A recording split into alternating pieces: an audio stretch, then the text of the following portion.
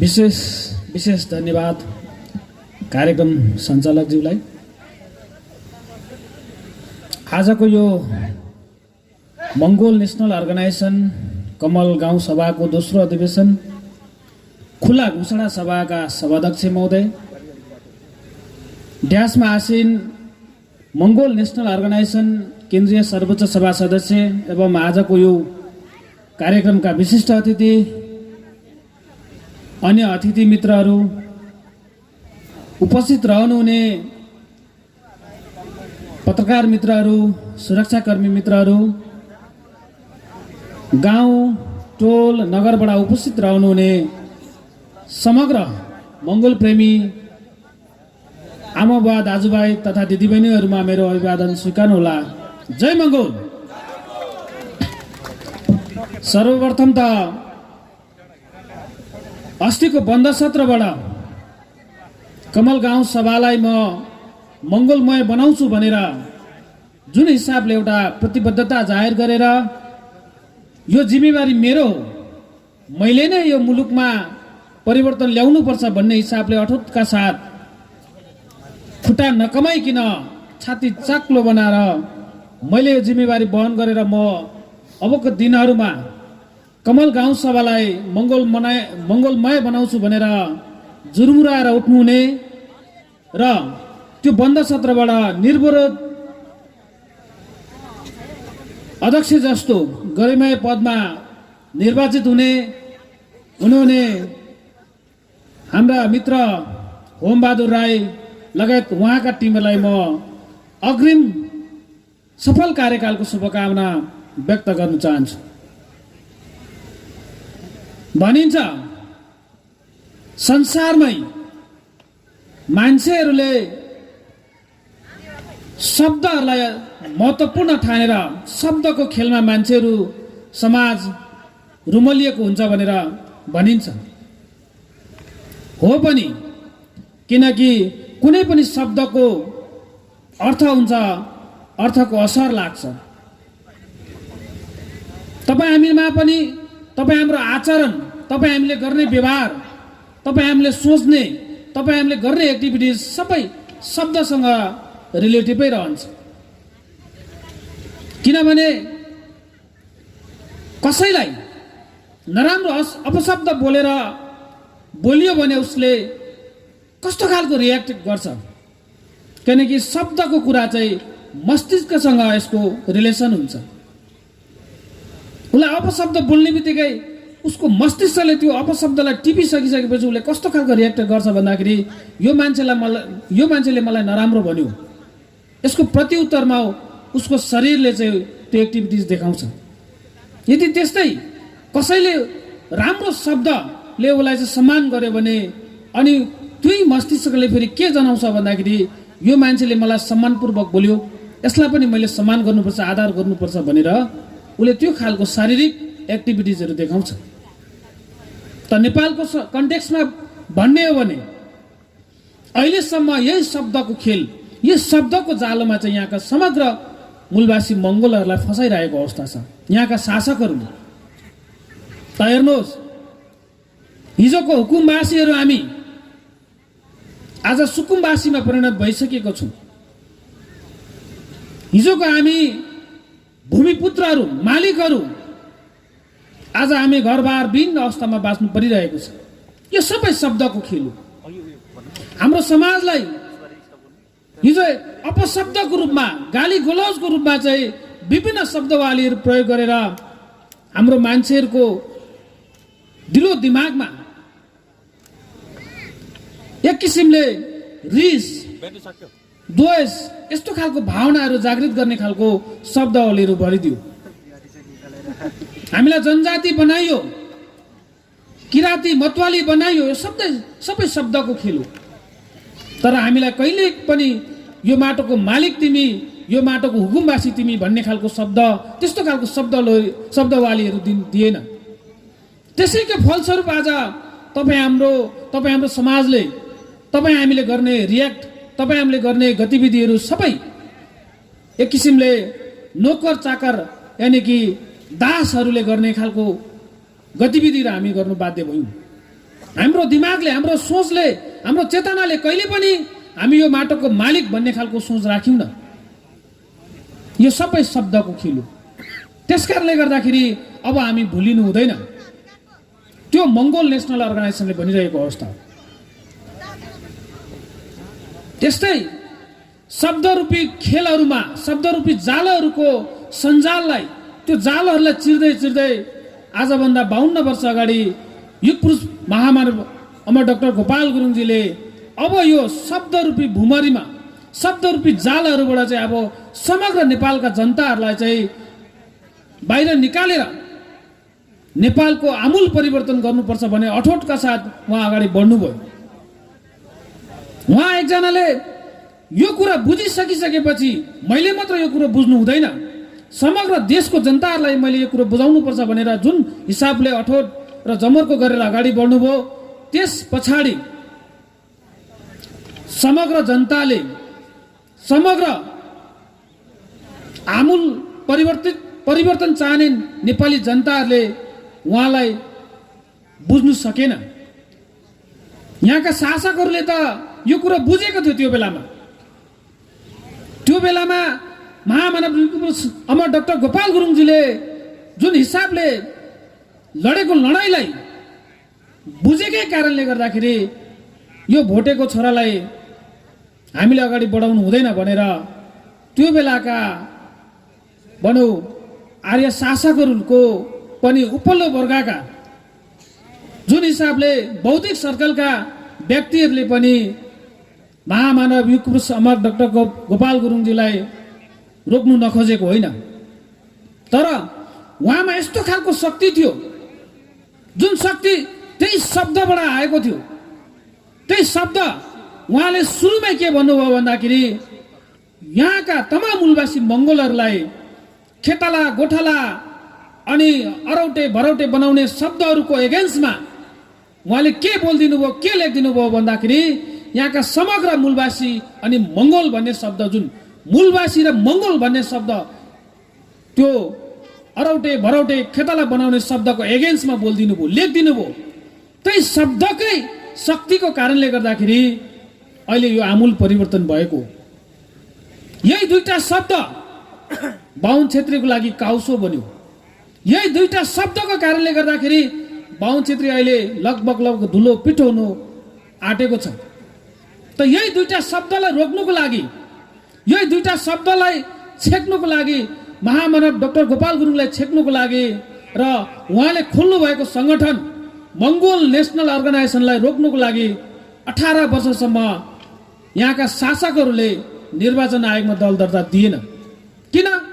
त्यो बेलामा महामानव अमर युग पुरुष डाक्टर गोपाल गुरुङजीले यही दुईटा शब्दको कुरा लिएर जाँदाखेरि निर्वाचन आयोगका तत्कालीन पदाधिकारीहरूले, निर्वाचन आयोगका आयुक्तहरूले के भनेको थियो भने, गुरुङ सर यो मङ्गोल र मूलवासी भन्ने शब्द हटाएर ल्याउनुहोस् अनि दल दर्ता गरेर जानुहोस् भनेर भन्नुभएको थियो। तर यही शब्दको शक्ति बुझेकै कारणले गर्दाखेरि महामानव युग पुरुष अमर डाक्टर गोपाल गुरुङले के भन्नुभयो भन्दाखेरि मलाई दर्ता ठुलो कुरो होइन, दर्ता तपाईँहरूले नदिए पनि हुन्छ, म भोलि यो कुरो जनतामा गएर बुझाउँछु अनि जनताले भोलि त्यस्तो खालको हावा हुन्डुरी लिएर चाहिँ आउनेछ, त्यतिखेर निर्वाचन आयोग झुकेर दल दर्ता दिनु बाध्य हुनेछ भनेर उहाँले उद्घोष गर्नुभएको थियो। परिणामस्वरूप 2064 सालमा यही मङ्गोल र मूलवासी भन्ने शब्दलाई नै राखेर निर्वाचन आयोगले मङ्गोल नेसनल अर्गनाइजेसनलाई दर्ता दिनु बाध्य भयो। त्यसकारणले गर्दाखेरि हामीले के बुझ्नुपर्छ भने अहिले गाउँघरमा पनि यस्ता कुराहरू आउँछ। आखिरमा के राखेको छ? किन यस्तो छर छिमेकीहरूमा, आफन्तहरूमा चाहिँ एक आपसमा किन लड्ने, द्वेषको भावना फैलाउने यस्तो खालको गतिविधिहरू मङ्गोल नेसनल अर्गनाइजेसनले गरिरहेछ भनेर भन्छ। त हामीले के भनिरहेका छौँ भन्दाखेरि हामीले कहिले घृणा फैलाउने, दोष फैलाउने काम गरिरहेछौँ त? अहिलेको संविधानले व्यवस्था गरेको, संविधानमै उल्लेखित भएको शब्दहरूलाई हामीले भन्दाखेरि कसरी हामीले दोष फैलायौँ? समाजमा कसरी भाँड्ने हामी काम गर्यौँ। किनकि अहिलेको संविधान धारा 84 उपधारा 2 मा गएर तपाईँले हेर्नुभयो भने बाहुन क्षेत्री, ठकुरी, वैश्य, आदिवासी जनजाति यी सबै शब्दहरू पाइन्छ, सबै कुराहरू छन्। अनि हामीले बोल्दाखेरि चाहिँ हामीले द्वेष फैलाएको रे, समाजमा विखण्डनकारी भूमिका निर्वाह गरेको। यो कसरी हो? अनि भन्छ हामी समाजहरू मिलेर बसेका छौँ, यहाँनिर मिलिरहेको समाजलाई साम्प्रदायिकता फैलाउने खालको गतिविधिहरू गर्यो भनेर हामीलाई आरोप र आक्षेप लाउँछ। मिलेर बसेको कसरी मिलेर बसेको हामीले बुझ्नुपर्ने कुरा यहाँ छ। समाजमा मिलेर बसेको कसलाई मिलेर बसेको भनिन्छ भने यदि मैले कसैलाई सम्मान गरेँ भने उसले पनि मलाई सम्मान गर्नुपर्ने हुन्छ। तर अहिले स्थिति कस्तो छ भने यहाँका बहुसंख्यक मूलवासी मंगोललाई अपमान गरिरहेको छ अनि हामीले चाहिँ बाहुन क्षेत्री दाजुभाइलाई सम्मान गर्नुपर्ने र अनि त्यसरी बसेको समाज मिलेर बसेको यो पनि कहीँ हुन्छ? अहिले परिस्थिति त्यो छ। हामीले के भनिरहेको छौँ भन्दाखेरि हामीले बाहुन क्षेत्री दाजुभाइलाई सम्मान गरिरहँदाखेरि बाहुन क्षेत्री दाजुभाइले पनि हामीलाई सम्मान गर्नुपर्छ, यो चाहिँ मिलेर बसेको भनिन्छ त्यसलाई। तर त्यस्तो खालको परिस्थिति छैन। पूर्ववक्ता मित्रले भनिसक्नुभयो। आज मन्दिरमा पस्दाखेरि, कुलो चोकमा बस्दाखेरि, पानी छुइदिएको नाममा, मन्दिरमा पसेको नाममा हाम्रो मान्छेहरू मारिनुपर्छ। कसैले कसैलाई मन पराएको भरमा, तिमीलाई म माया गर्छु भनेको भरमा चाहिँ नदीमा चाहिँ बगिनु पर्ने स्थिति छ, मारिनु पर्ने स्थिति छ। अनि भन्छ समाज मिलेर बसेको छ। कहाँ मिलेर बसेको छ? यो कुरा हामी मंगोल नेशनल अर्गनाइजेसनको तर्फबाट राजनीतिक रूपले चेतनशील बनेर अगाडि बढ्नुपर्छ भनेर भनिरहँदाखेरि अनि देख्छ हामीलाई विघटनकारी अरे यो हिसाबले चाहिँ हामीलाई जज गरिरहेको छ। तर त्यसो होइन। हामी के भनिरहेको छौँ भन्दाखेरि अब यो नेपालमा सबै कुरा परिवर्तन हुनुपर्छ, आमूल परिवर्तन हुनुपर्छ। विगत 450 वर्षदेखि यो मुलुक एकलौटी रूपमा तिनै शासक आर्य दाजुभाइहरूले शासन गरे। हामी भनिरहेछौँ किनकि हामीले जे कुरा गर्दाखेरि पनि इतिहासलाई बताउने हो। भविष्य वर्तमानले निर्धारण गर्छ। इतिहासबाट पाठ सिक्नुपर्छ। अहिले हामीले बोलेको कुराहरू इतिहासका कुराहरू हुन्। किनकि बाहुन क्षेत्रीले गरेको गतिविधि हामीले ओकल्ने हो। किनकि उहाँहरूले जुन हिसाबले यो मुलुक चलाउनु भयो, जुन बेलादेखि यो मुलुक चलाउनु भयो, त्यो बेलादेखि यो मुलुक जहिले पनि अवगतितिर गइरहेको अवस्था छ। हिजोको दिनहरूमा हाम्रो मान्छेहरूले भनिन्छ यलम्बरको पालामा त्योभन्दा अगाडि यहाँका समाज, यहाँका सोसाइटीहरू, यहाँको यो मुलुकहरू संसारमै नामी थिए। किनकि त्यो बेलामा जब यो मुलुकमा यहाँका मंगोलहरूले शासन गर्थ्यो त्यो बेलामा व्यापारिक करिडोरको रूपमा चाहिँ यो मुलुकलाई इस्टाब्लिस गर्नु सक्षम भएको थियो हाम्रो पुर्खाहरूले। नेपाल त्यतिकै नेपाल भएको होइन। किनकि उनको व्यापार गर्ने विश्व व्यापारको एउटा थलोको रूपमा चाहिँ नेपाललाई परिचित गराएको थियो त्यो बेलामा। जब 1559 अनि 1495 मा भित्रेका आर्य दाजुभाइहरूले 1559 मा चाहिँ शासन सत्ता आफ्नो हातमा लिइसकेपछि यो मुलुकलाई एउटा खण्डहरको रूपमा चाहिँ एउटा भनौँ न मरुभूमिको रूपमा चाहिँ परिणत गर्नु सफल भयो। अहिले हेर्नुहोस् नेपालमा संसारमै भनिन्छ युवा शक्तिहरू भनेको देशको आमूल परिवर्तन गर्ने एउटा मेरुदण्ड हो भन्छ। तर नेपालको युवा शक्तिहरू अहिले खाडी मुलुकमा गएर चाहिँ आफ्नो श्रमलाई बेच्नु बाध्य छन्। चाइनाले हेर्नुहोस् हिजो वान चाइल्ड पोलिसी लिइसकिसकेपछि एकजना मात्र नानी जन्माउने हिजो सिस्टम थियो त्यहाँनिर। तर अहिले आएर चाइनाको राष्ट्रपतिले के आह्वान गर्दैछ भन्दाखेरि मेरो जनताहरू बुढो हुँदैछ, अब मलाई युवा शक्ति चाहिन्छ। त्यस कारणले गर्दाखेरि तिमी जति पनि नानी बच्चा जन्माऊ, सरकारले पाल्दिन्छ भन्दाखेरि पनि अहिले त्यो सम्भव भएको छैन। किनकि देशको आमूल परिवर्तन गर्नुको लागि युवा शक्ति चाहिन्छ। तर नेपालमा हेर्नुहोस्, विडम्बनाका साथ भन्नुपर्छ, नेपालका युवाहरू डेली 4,000 भन्दा 8,000 भन्दा ज्यादा युवा शक्तिहरू चाहिँ विदेश निस्कनु बाध्य छन्। वर्षेनी 70-80 हजार चाहिँ नेपाल छोडेर उतै बस्ने भन्ने हिसाबले चाहिँ नेपालको नागरिकता ताक्नु बाध्य छन्। किनकि नेपालमा चाहिँ हाम्रो भविष्य सुनिश्चित छैन। नेपालमा बस्यो भने यिनै गरिब दरिद्र यस्तो भोकमारी जिन्दगी जिउनु बाध्य हुन्छु भन्ने हिसाबले अब नेपाल पनि छोड्दैछन्। त्यो जिम्मेवारी, यसो हुनुको जिम्मेवारी, यसको दायित्व कसले लिने भन्दाखेरि अहिलेसम्म रहेको शासकहरूले जिम्मा लिनुपर्छ कि पर्दैन? त्यही कुराहरू हामीले भनिरहेको अवस्था हो। किन यो परिस्थिति आयो? हामीले भनिरहेका छौँ, एकलौटी रूपमा 450 वर्षदेखि तिमीले यो मुलुकमा शासन गर्यौ भने शासन गर, सकिन्छ भने अझै 400 वर्ष शासन गर, हामी केही भन्नेवाला छैनौँ। तर कमसेकम यो मुलुकलाई समृद्धि बनाऊ, हाम्रो भनाइ त्यो। तिमी शासक बन, हामीले सरोकारको विषय होइन, तर कमसेकम यो मुलुक त परिवर्तन गर, आफ्नो ठानेर गर। यो माटो आफ्नो ठानेर गर्यो भने परिवर्तन हुन्छ। तर तिमीले यो माटो कहिले आफ्नो ठान्यौ? अनि यहाँको मालिकले अहिले बाध्य भएर भनिरहेछ अब यो माटो हामी फिर्ता लिन्छौँ। त्यही हामीले भनेको, हामीले एकलौटी रूपमा हेऱ्यौँ, 450 वर्षको शासनकाल हेऱ्यौँ, तिमीले परिवर्तन गर्नु सकेन भने अब यो माटोको मालिक जुर्मुराउँदैछ। एउटा हुरी बतास, हावाहुरी बतास लिएर चाहिँ जुर्मुराउँदैछ, उड्दैछ।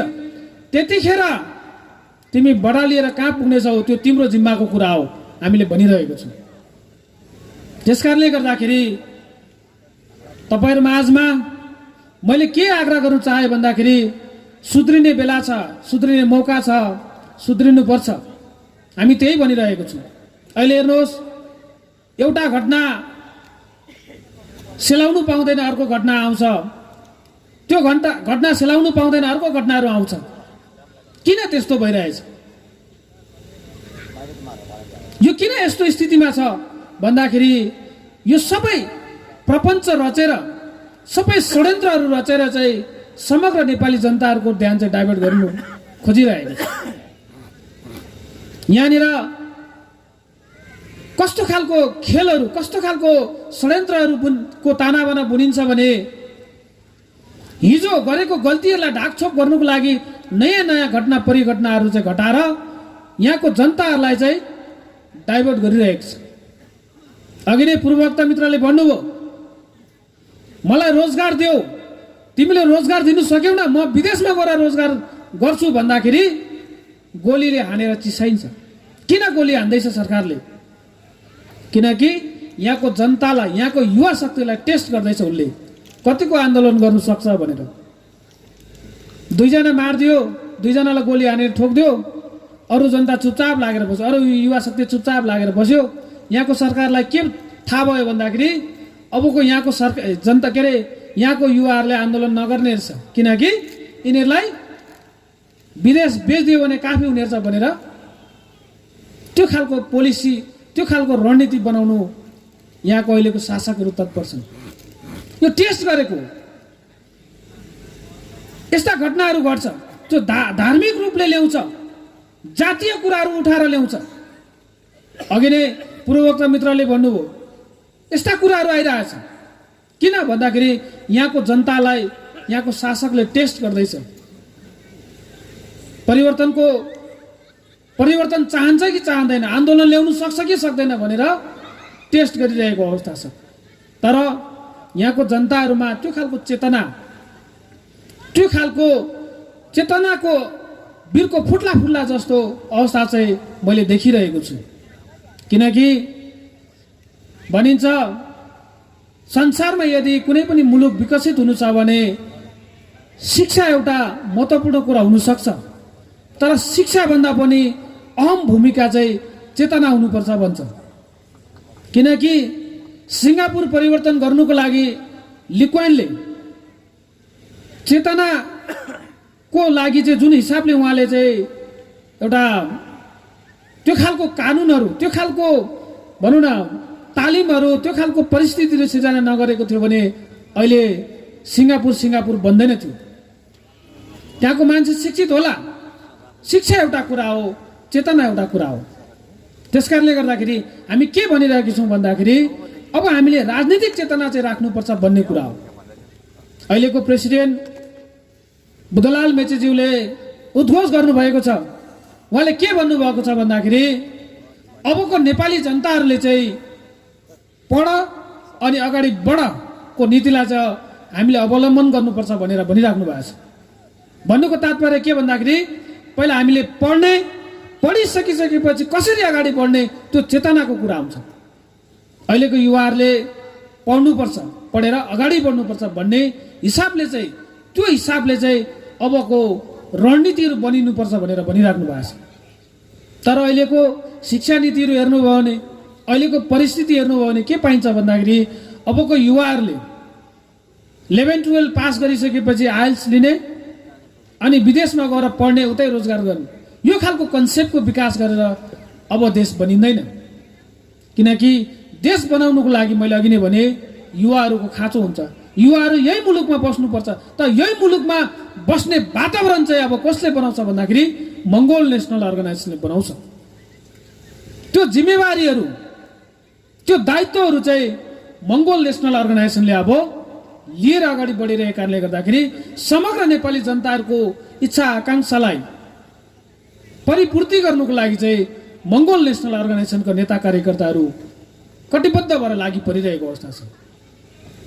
महामानव युगपुरुष अमर डाक्टर गोपाल गुरुङजीले सदैव भन्नुहुन्थ्यो, उहाँले के भन्नुहुन्थ्यो भन्दाखेरि मैले यदि पसिना मागे पसिना देऊ, रगत मागे रगत देऊ, यदि पसिना रगत दिनुभयो भने म यस्तो खालको लडाइँ लड्दिनेछु जुन लडाइँले चाहिँ तिम्रो आउने भावी सन्ततिहरू यही मुलुकमा चाहिँ हाँस्ने, खेल्ने, नाच्ने, गाउने वातावरण बनाइदिनेछु भनेर भन्नुभएको थियो।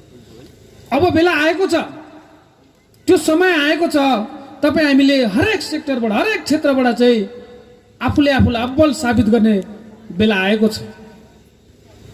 अहिलेको यो बाहुनवादको जन्जिर, बाहुनवादले एक किसिमले हाम्रो समाजलाई गाँजेको र यो रोगको रूपमा, क्यान्सरको रूपमा नेपाललाई लागेको यो जुन रोग छ, यो तोडिनुको लागि चाहिँ तपाईँ हामी समग्र मङ्गोल जनताले के विचार गर्नु पर्यो भने अब हामी केमा अब्बल छौँ,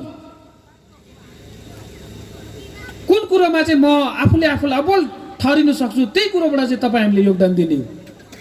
यदि कसैले बोल्नु सक्छ भने बोलेर आफूले आफूलाई अब्बल साबित गर्ने, यदि कसैले लेखेर सकिन्छ भने लेखेर गर्ने, कसैले नाचेर गर्छ भने नाचेर गर्ने, कसैले गाएर सकिन्छ भने गाएर गर्ने, यदि कसैले बाटो पुल पसेर बनाएर गर्नु सक्नुहुन्छ भने उहाँले त्यसमा योगदान दिने, यदि कसैले घर बनाएर सकिन्छ भने घर, कसैले समाज बनाएर सकिन्छ भने समाज बनाएर गर्ने। सबै सेक्टरबाट चाहिँ हामीले आफूले आफूलाई अब्बल साबित गर्यौँ भने यो देश परिवर्तन हुन्छ। यो देश परिवर्तन भयो भने आउने हाम्रो भावी सन्ततिहरूले यही मुलुकमा हाँस्ने, खेल्ने त्यो खालको वातावरण बनिन्छ। अहिले हेर्नुहोस्, तपाईँ हामीलाई किन सबैतिरबाट गाजेको छ? किनकि बाहुन छेत्रीले यस्तो खालको सञ्जालहरू, यस्तो खालको भनौँ न एक किसिमको अक्टोपसले जुन हिसाबले 8वटा हातले जसरी जताततै हात लाएर चाहिँ जताततै उसले चाहिँ सञ्जाल फिजाएर चाहिँ आफ्नो शिकार गरे जस्तो तपाईँ हामीलाई चारैतर्फबाट चाहिँ घेर्दै घेर्दै घेर्दै हामीलाई एउटा भनौँ न त्यो एउटा हनुमान मतलब नोकर चाकर बनाएर, हली गोठाला बनाएर तपाईँ हाम्रो सोच, तपाईँ हाम्रो विचार, तपाईँ हामीले गरेको सबै बाहुन छेत्रीको लागि हुन्छ। तपाईँ हामीले यदि कुनै पनि काम गर्दैछौँ भने झट्ट हेर्दा तपाईँ हामीले आफूलाई गरेको जस्तो ठाने तापनि त्यो अन्तिममा फाइदा चाहिँ यहाँका शासक हिन्दू आर्य बाहुन छेत्रीको हुन्छ।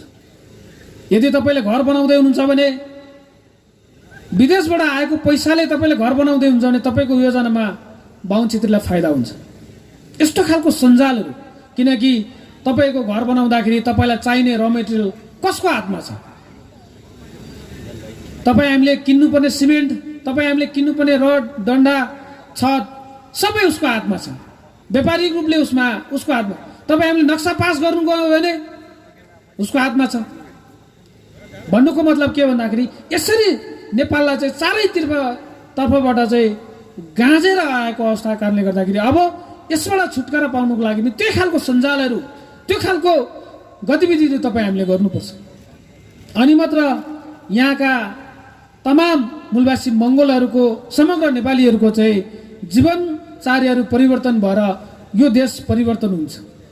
त्यसको लागि अहिलेका प्रेसिडेन्टज्यूले भन्नुभएको छ, हामीले कस्तो खालको सोच राख्नु पर्यो भन्दाखेरि हामी जातिगत भावनाभन्दा अलिक माथि आउनु पर्यो। अब हामीले म राई, म लिम्बू, म मेचे, म धिमाल, म राजवंशी, म थारू, म दमाई कामी भनेर होइन, मङ्गोल भावना भएर मङ्गोलको भावना अनुसार अगाडि बढ्नु पर्यो।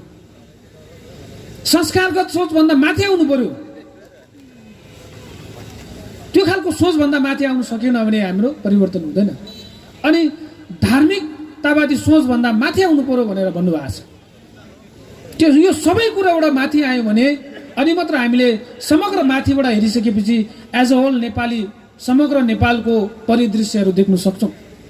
तर हामी जातिगत सोचबाट, धार्मिकतावादी सोचबाट अनि संस्कारगत सोचबाट बस्यौँ भने एउटा कुना, भनौँ न कुवाको भ्यागुता जस्तो एउटा कुनामा बस्नुपर्ने, ठन्किनुपर्ने स्थिति हुन्छ। मैले त हेर्नुहोस्, अघि नै पूर्ववक्ता मित्रले भनिसक्नुभयो, म अहिले यो पोजिसनमा आइरहँदाखेरि समग्र नेपालको भौगोलिक अवस्थालाई स्टडी गरेँ। जहाँ जहाँ हाम्रा बाक्लो मङ्गोल बस्तीहरू छन्, कि त भिरपाखाहरूमा, कि त जङ्गलको किनारमा, खोलाको किनारमा, जङ्गलको जोडाहरूमा चाहिँ हामीले पाउँछौँ। हाम्रो गुम्बाहरू, हाम्रो मस्जिदहरू, हाम्रो मन्दिरहरू चाहिँ कि त खोलाको डिलमा, कि त जङ्गलको किनारमा हामीले पाउँछौँ। किन यस्तो अवस्था मैले बुझेको छु। त्यस कारणले गर्दाखेरि यो सबै परिवर्तन गर्ने कुरा भनेको राजनीति, राजनीतिक चेतना। त्यही चेतनाको अभिवृद्धि गर्नुको लागि, त्यो राजनीतिक चेतनशील बनाउनुको लागि चाहिँ मङ्गोल नेसनल अर्गनाइजेसनले विगत 35 वर्षदेखि दिनरात नभनी अवरोध रूपमा खटिरहेको छ। त्यसमा तपाईँहरूले हातेमालो गरेर समाज परिवर्तनको लागि, देश परिवर्तनको लागि मेरो पनि दायित्व, मैले पनि कमसेकम एउटा इँटा थप्नुपर्छ भन्ने हिसाबले तपाईँले सोचिदिनु होला। यिनै कुराहरू तपाईँहरूमा आज मैले राख्नु चाहेँ। र समयको पाबन्दी छ, हामी धेरै टाढा टाढाबाट आएको छौँ। त्यस कारणले गर्दाखेरि मैले आफ्नो भनाइहरूलाई यी बिट माने अनुमति चाहे स्वीकार होला। बिदा हुँदाको जय मङ्गोल।